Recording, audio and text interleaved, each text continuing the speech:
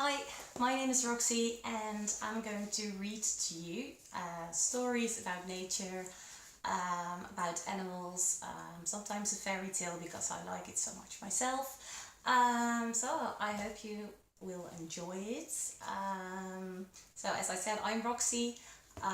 This is my cat, Lola.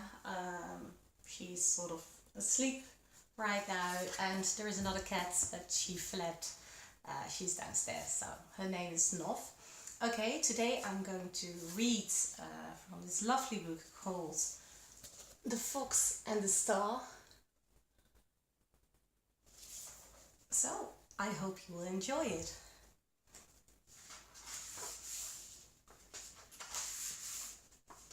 The Fox and the Star.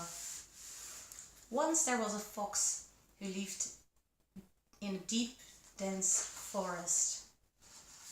Because Fox was small and the trees reached far higher than the tips of his ears, he was timid and afraid to stray far from his den. And yet, for as long as Fox could remember, he would wake at night to the cool, calm light of the star. Together, they made paths through the trees, Star brightening the shadows ahead. Star was Fox's only friend. Star would light the way for Fox as he foraged for beetles and ran wild in the tangled thorns. Star looked on when Fox chased the rabbits and raced through the thicket. Even when the rain fell, Fox felt fine. He asked Star to shine through the clouds so he could dance to the rain's tapping beat. All of Fox's happiness was bound to the flickering light of Star, and so it had always been. Those are the eyes of Fox.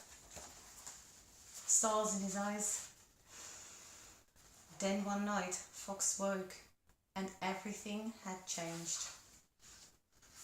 Fox called out for Star, but Star did not appear. The forest stayed cold and dark and still. In the days that followed, Fox dreamt that Star would return, but the darkness grew closer. Without Star, there was no reason to go outside. Worried and lonely, he huddled in his den. Oh, poor Fox. Days and nights passed in silence until something stirred in the forest. The beetles were on the move, creeping and crawling to where Fox lay. Closer and closer the beetles came, seeking the still body of Fox in the belly of his den. The smell of 1,000 beetles ignited Fox's hunger. He faced the darkness and feasted on the tasty beetles, and he actually felt much better. It was time to go and find Star. Fox peered around the gloom and could just make out a clump of thorns. "Have you seen my star?" Fox asked to the undergrowth, but the thorns did not know of any star. Next, Fox came across a colony of rabbits. "Have you seen my star?" he shouted to the burrows. But rabbits have no time for foxes. Suddenly Fox was beyond the forest he knew. He looked up at the trees. "Have you seen my star?" he cried. But the trees were too tall to hear him. Fox found himself in a quiet, empty clearing he had never seen before. He sank to the ground and fell asleep. Fox woke to the sound of falling rain. He wanted to know if the rain had seen Star on its travels, but he did not know how to ask the raindrops. When the rain stopped, he had a feeling that something had changed. Fox called out to the forest, to the trees and the leaves, to the beetles and the rabbits, to the tangle of thorns and the life he had left behind. Where did Star go?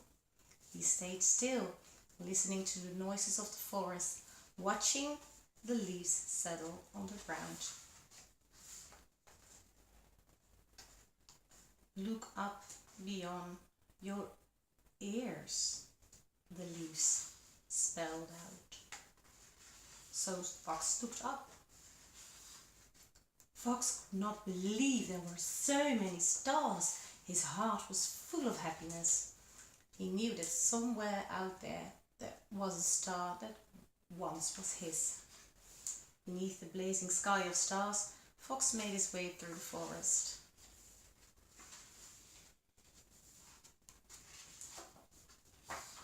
And that was the end of the book.